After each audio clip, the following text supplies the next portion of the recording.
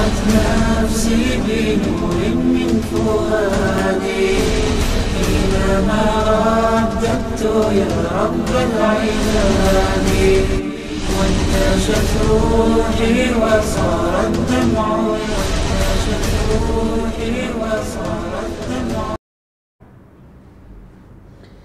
السلام علیکم ورحمۃ اللہ وبرکاتہ. الحمدللہ رب العالمین. اللہم صلی علی سیدنا شفیعنا مولانا محمد وعلی آلہ وصحبہ افضل صلواتک وعدد معلوماتک وبارک وسلم. ناظرین محترم، آج رمضان المبارک کی 17 تاریخ ہے. اس 17 تاریخ کو ہم یاد کرتے ہیں جنگ بدر کے نام سے. یقیناً اصحاب بدر کا ذکر کرنا ہمارے لیے بہت ہی فائدہ ہے، بلکہ ہمارے اسلاف نے تو اصحاب بدر کے نام بھی پڑھتے ہوئے آئے ہیں. تو الحمدللہ 17 رمضان المبارک جس وقت جنگ بدر واقع ہوا تھا اس دن بھی جمعہ تھا اور آج بھی جمعہ ہے. رمضان کی 17 تاریخ ہے، جمعہ کا دن ہے. اس وقت بھی رمضان کی 17 تاریخ تھی، جمعہ کا دن تھا. تو ناظرین محترم، آج ہم بات کرتے ہیں، ابھی ہم اس نشست میں ہم یہ بات کریں گے کہ جنگ بدر کے واقعات کو تو ہم نے سنا ہے. اسی رمضان مبارک کی اسی 17 تاریخ کو ایک اور یاد ہمیں منانی ہے جو نبی پاک صلی اللہ تعالی علیہ وسلم کے ازواج مطہرات میں سے ایک اور زوجہ مطہرہ ام المومنین حضرت عائشہ صدیقہ رضی اللہ تعالی عنہا کے وصال کی تاریخ ہے. یہ سرسری طور پر ہمیں ذکر اس لیے کرنا ضروری ہے کہ آج کے ہماری خواتین کو، چاہے ماں کی شکل میں ہو، بیوی کی شکل میں ہو، بیٹی کی شکل میں ہو یا بہن کی شکل میں، ہماری خواتین کو اس بات کا یہ علم بھی ہو جائے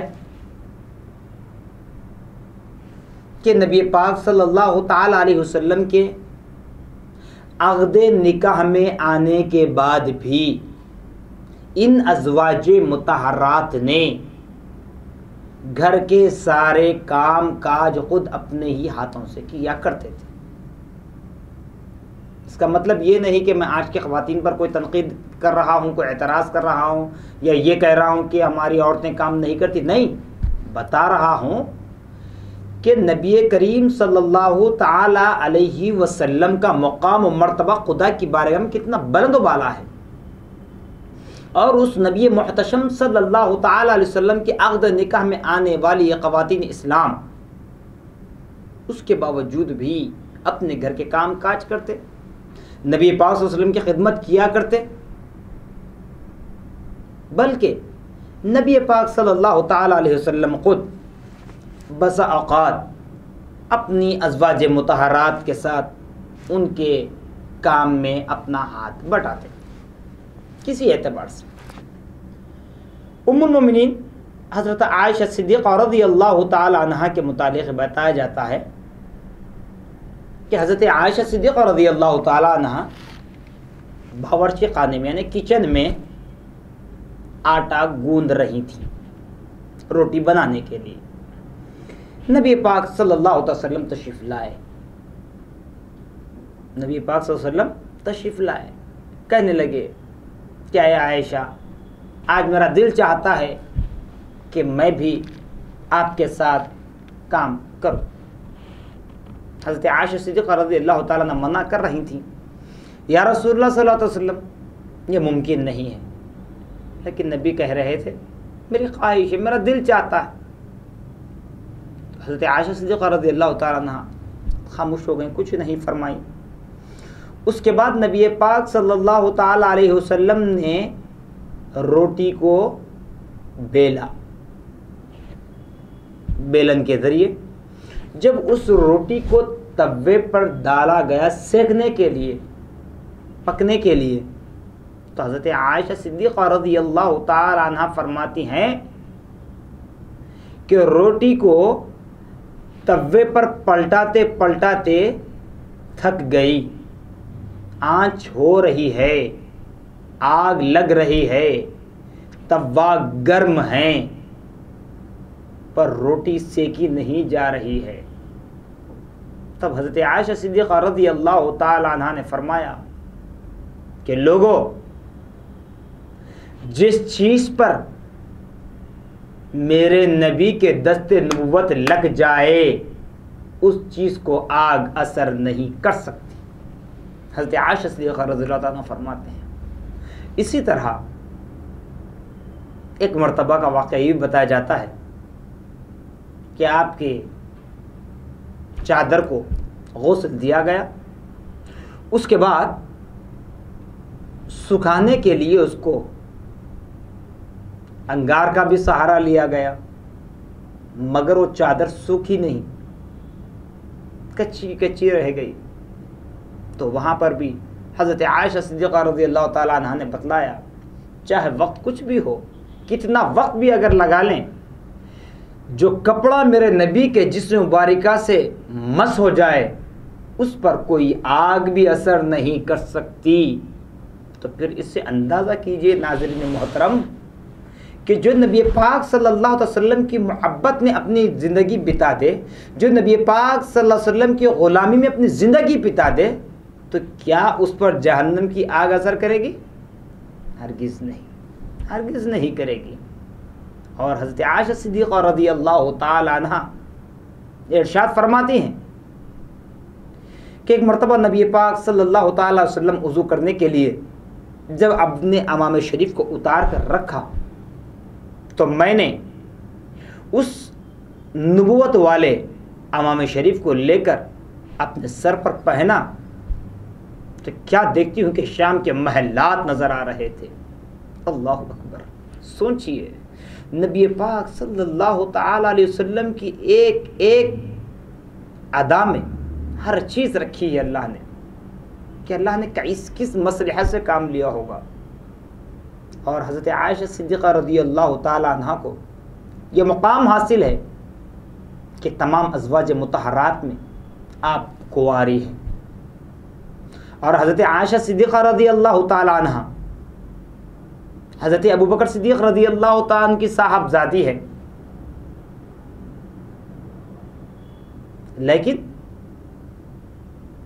جب وہ نبی پاک صلی اللہ علیہ وسلم کی عقد نکاح میں آئیں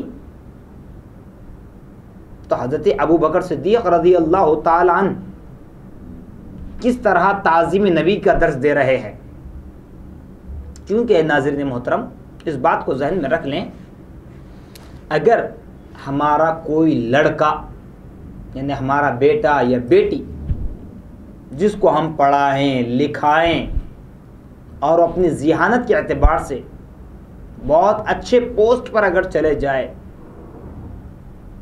کوئی سی ایم بن جائے, پرائم منسٹر بن جائے, جج بن جائے, پروفیسر بن جائے, کچھ بن جائے, بڑے سے بڑے عہدے پر چلے جائے, تو بتاؤ کیا اس لڑکے کو اس لڑکی کو نام لے کر پکارنے سے کیا ہمیں قانون گرفتار کرے گا؟ نہیں, قانون گرفتار نہیں کرے گا, اس لیے کہ وہ ہمارا بیٹا ہے, وہ ہماری بیٹی ہے. لیکن قربان جائیے حضرت ابوبکر صدیق رضی اللہ عنہ کے جذبے پر, جب آپ نے اپنی صاحبزادی حضرت عائشہ صدیقہ رضی اللہ تعالی عنہ کا نکاح نبی پاک صلی اللہ تعالی علیہ وسلم سے فرمایا تو اس وقت سے آپ نے کبھی بیٹی کہہ کر نہیں پکارا, کبھی نام لے کر نہیں پکارا, بلکہ کبھی کسی وقت کوئی ضرورت محسوس ہوتی حضرت عائشہ صدیقہ رضی اللہ تعالی عنہ کی بارگاہ میں حاضری دیتے. کون؟ والد گرامی آپ کے حضرت ابوبکر صدیق رضی اللہ تعالی فرماتے اے ام المومنین, اے ام المومنین. کیوں؟ یہ نظام اللہ کا بنایا ہوا ہے. جو ایک عورت نبی محمد الرسول اللہ صلی اللہ علیہ وسلم کی عقد نکاح میں آتی ہے تو وہ عورت اب صرف اس اولاد کی ماں نہیں رہتی جو اپنے کوکھ سے جنم دے، بلکہ امہات المومنین کہلاتی ہے۔ یہ مقام و مرتبہ خود حضرت ابوبکر صدیق رضی اللہ تعالیٰ عنہ بتا رہے ہیں، اور حضرت عائشہ صدیقہ رضی اللہ تعالیٰ عنہ کو تمام ازواج مطہرات میں یہ شرف بھی حاصل ہے کہ آپ نے کئی حدیثوں کی روایت فرمائی ہے، اور حضرت عائشہ صدیقہ رضی اللہ تعالیٰ عنہ یہ تو ہیں، وہ بتا رہے تھے کہ یا رسول اللہ صلی اللہ تعالیٰ علیہ وسلم، جب میں قدر کی رات کو پاؤں تو خدا سے کیا مانگوں؟ تو نبی پاک صلی اللہ تعالی وسلم نے فرمایا، اے عائشہ، جب تم قدر کی رات پالو تو اس رات خدا کی بارگاہ میں التجا کرنا، اللہم انکا عفو کریم تحب العفو فاعف عنا یا کریم، فاعف عنا یا کریم، یہ دعا مانگنا۔ اور حضرت عائشہ صدیقہ رضی اللہ تعالیٰ عنہ کو یہ شرف حاصل ہے کہ شب برات کی رات میں آپ کے کمرے کی باری تھی، لیکن نبی کون و مکان صلی اللہ تعالی وسلم جنت البقیع کے قبرستان میں کھڑے رہ کر دعا فرما رہے تھے۔ حضرت عائشہ صدیقہ رضی اللہ تعالیٰ عنہ دیگر ازواج مطہرات کے کمروں میں دیکھنے کے بعد جب نبی کو نہیں پایا تو باہر نکلی، تب نبی نے فرمایا، اے عائشہ، کیا تمہیں نہیں معلوم آج شعبان کی 15ویں شب ہے، آج شعبان کی 15ویں رات ہے، آج اللہ تعالیٰ مردوں کی بھی مغفرت فرماتا ہے، زندوں کی بھی مغفرت فرماتا ہے۔ تو بہرحال ناظرین محترم، کہنے کا مقصد یہی ہے کہ امہات المومنین کے بھی اوصاف، کمالات، اللہ نے جو فضیلتیں عطا فرمائی ہے وہ اتنی بلند و بالا ہے کہ ہم بیان کرنے سے قاصر ہیں، لیکن تبرکاً جو الفاظ میں نے کہے ہیں بس یہ آپ کی سیرت کے واقعات میں سے کچھ جھلکیاں تھیں۔